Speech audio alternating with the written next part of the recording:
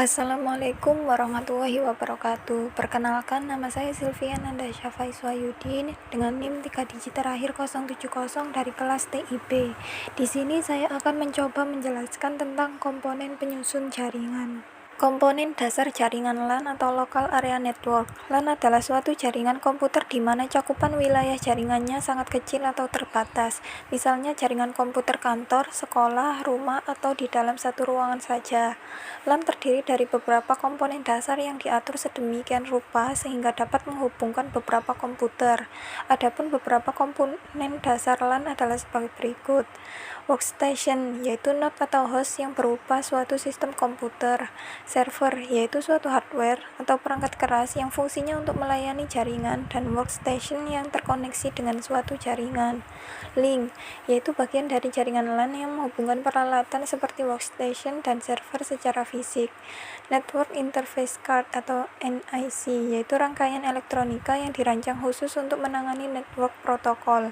Network Software, yaitu perangkat lunak yang digunakan untuk menjalankan jaringan LAN berfungsi sebagaimana mestinya. Hub versus switch versus router. Hub adalah perangkat jaringan yang beroperasi di OSI layer 1, physical layer. Perangkat tersebut sebagai penyambung atau konektor dan menguatkan sinyal di kabel UTP. Menggunakan hub dapat mengalami collision karena hub tidak dapat mengenal MAC address atau physical addressing, mengakibatkan tidak dapat memilah data yang akan ditransmisikan. Switch adalah perangkat jaringan yang beroperasi di OSI layer 2, data link layer. Perangkat tersebut sebagai penyambung atau konektor dalam jaringan. Berbeda dengan hub, switch tidak dapat mengalami collision karena switch dapat mengenal MAC address atau physical address, sehingga switch dapat memilah data yang akan ditransmisikan. Router adalah perangkat jaringan yang beroperasi di OSI layer 3, network layer. Layer ini terkenal dengan pengalamatan jaringan menggunakan IP address, sehingga router berperan sebagai penghubung atau penerus paket data antara dua segmen jaringan atau lebih.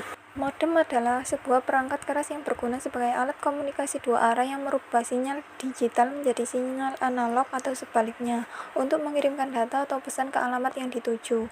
Modem bisa juga diartikan sebagai media perantara supaya komputer dapat terhubung ke jaringan internet.